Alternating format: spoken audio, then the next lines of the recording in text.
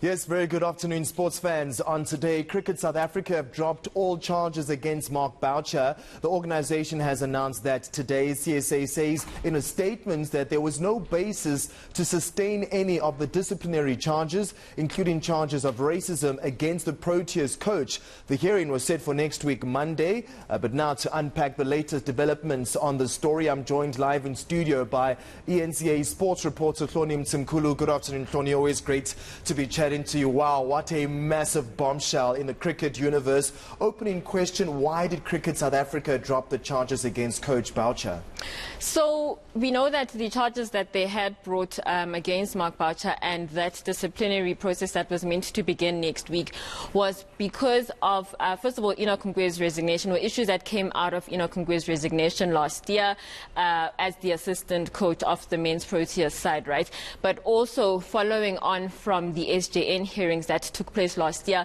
And we know, of course, that Paul Adams was one of the people that brought up, not his name specifically, but that he testified about a team culture where Mark Boucher was and the things that were going on there. And from then on, with the findings of the SJN inquiry, the findings said that there should be an investigation because of the tentative findings that had been made.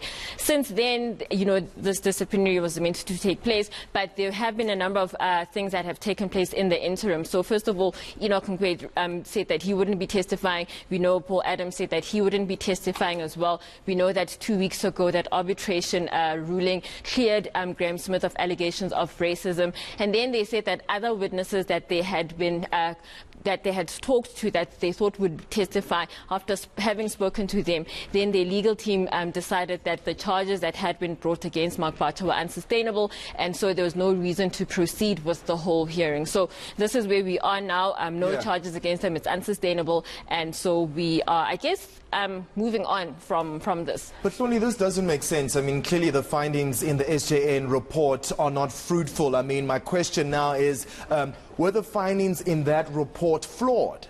So I think this is part of the questions that are being raised now. Obviously the big thing is around the big people, the prominent people. You've got Mark Boucher, you've got Graham Smith that have been mentioned. You've got Paul Adams' testimony. You've got other former Proteas, their testimonies.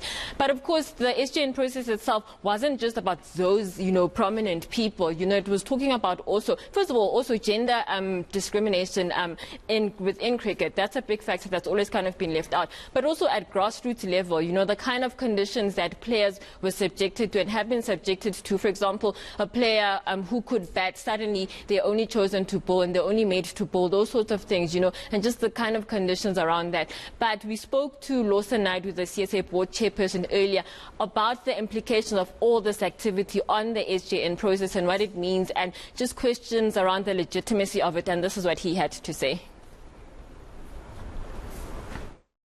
I think that would be a misunderstanding of the process and of the testimony that was given, because the people that came forward who were unfairly discriminated against in the past, who felt they were poorly treated, came forward to tell their stories so that we can create a better future for cricket in South Africa. Many of them that came forward said they were not there for personal gain or benefits, but to ensure that future generations of cricket don't have to go through what they went through before. Wow, Hloni, so what's been Mark Boucher's response since then? Yeah, so he did release a statement shortly after the board released their own statement, and he says that the past few months have been tough on him and on his family, and that, obviously it was hurtful to him and harmful to him, but that he does welcome the withdrawing of the charges against them, and that he welcomes that they see, the board that is, that those charges were unsustainable. And he also said that now his plan is to move the Proteas, the men's Proteas, forward and to take them to greater heights. All right, I mean, we're running out of time, Hloni, but CSA has also said that they will contribute with regards to the legal costs that have been incurred, building up to the potential case that was going to proceed next week, Monday, against Mark Boucher.